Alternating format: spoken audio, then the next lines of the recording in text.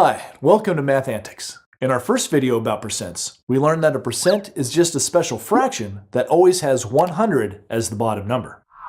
So that's simple enough, but it brings up a very important question. If a percent always has 100 as the bottom number, then how can we use percents in situations that don't involve 100 things? Like if you scored 90% on a test, but the test only had 50 questions on it.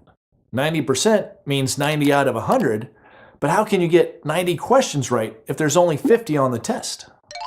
Or what if your friend says that he'll give you 50% of his candy bar?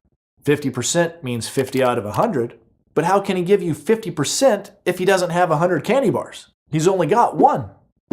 Or how about when you're talking about things bigger than 100? Like if you hear on the news that 65% of Americans like watching football. 65% is 65 out of 100, but I'm pretty sure there's more than 100 Americans. The fact is that percents are used all the time to describe situations where the total involved is either more or less than 100. So how does that all work? Well, the key to understanding how percents can be used in all these situations is to realize that percents are equivalent fractions. You might already know that equivalent fractions are fractions that represent the same amount or value, but they do it with different top and bottom numbers. A simple example of equivalent fractions is 1 over 2 and 2 over 4. These fractions both represent the same value, 1/2, but they use different numbers to do it. And that's how percents can be used even if the total isn't 100. A percent is an equivalent fraction that tells you how much you'd have if the total was 100. In the case of 1/2, another equivalent fraction would be 50 over 100 because 50 is half of 100. But as you learned in the last video, 50 over 100 is a percent. And that's why 50% of a candy bar is the same as half of a candy bar. To see this even more clearly, let's think about the test I mentioned where you got a score of 90%. 90% is the same as the fraction 90 over 100. But since the test really only had 50 questions, the actual score must be an equivalent fraction with 50 as the bottom number. And even though we don't know what the top number would be, we can figure it out because we know that our actual score is equivalent to 90 over 100. To show you how, let's review one of the easiest ways to get a fraction that is equivalent to another fraction. If you multiply the top and bottom numbers of a fraction by the same number, the result will be equivalent to the original fraction. For example, if you have the fraction 2 over 3, you could make an equivalent fraction by multiplying the top by 4 and the bottom by 4.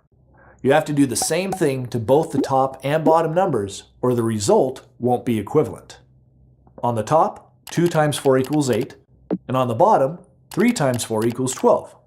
So the fractions 2 over 3 and 8 over 12 are equivalent fractions. And you can also make an equivalent fraction by dividing both the top and bottom numbers by the same number. This is really what we're doing when we simplify a fraction. For example, if you have the fraction 6 over 20, you could divide the top and bottom numbers by 2 since they're both even numbers. On the top, you'd have 6 divided by 2, which is 3, and on the bottom, you'd have 20 divided by 2, which is 10. So 6 over 20 and 3 over 10 are equivalent fractions. And now that we know how to do that, we can figure out what our actual test score was. Notice the relationship between our fraction's bottom numbers. 50 is exactly half of 100. So we could go from 100 to 50 by dividing by 2. And that means if we do the same thing to the top number, divide it by 2, we'll get the top number of the equivalent fraction. And since 90 divided by 2 is 45, 45 over 50 is equivalent to 90 over 100. And now we know that our actual test score must have been 45 out of 50. Okay, now I know what you're thinking.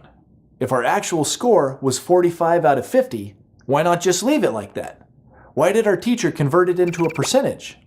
Well, one important reason is that converting things into percents makes them easier to compare. For example, suppose a student took 5 different tests during the school year, and each test had a different number of questions. Here's the scores they got on those 5 tests. 40 out of 80, 18 out of 30, 12 out of 16, 96 out of 120, and 19 out of 20. Since each test score looks really different, it's not so easy to tell how well the student did or to see how their scores changed over time. But what if we convert each of these scores into an equivalent fraction with 100 as the bottom number? In other words, their equivalent percent form. Wow, now it's much easier to compare the scores. On the first test, the student only got 50%, or half, correct. But they did better on each test they took during the year. 60%, 75, 80, and finally 95% on the last test. The reason percents can help us easily compare things is because they're always on the same scale that ranges from 0 to 100. In fact, percents are very similar to that scale of 1 to 10 that you're always hearing about. Come on, come on, come on. Yeah, go, go, go, catch it, come. Yes, yes. Oh man, did you see that? Oh my God. Oh. On a scale of 1 to 10, how awesome was that play?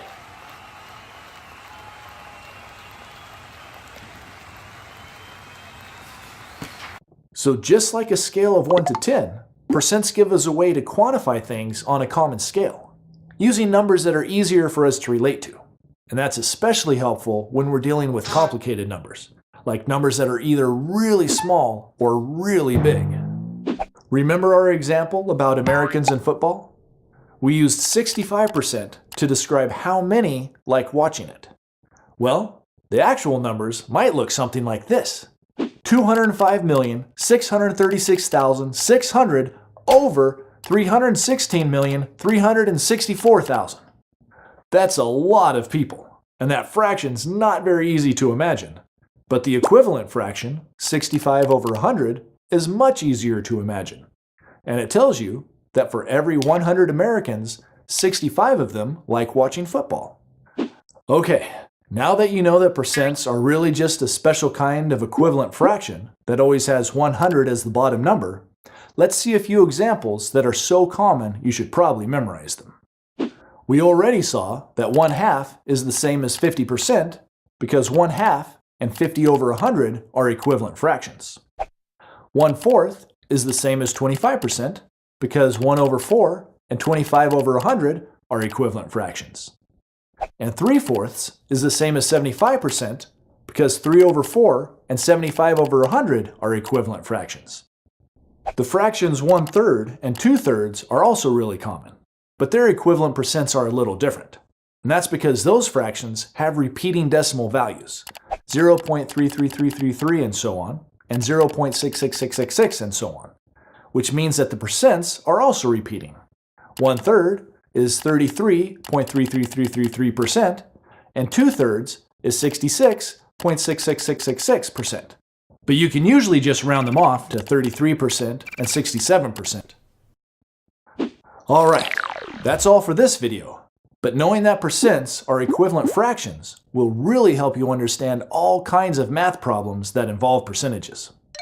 As always, be sure to practice what you've learned by doing the exercises for this section.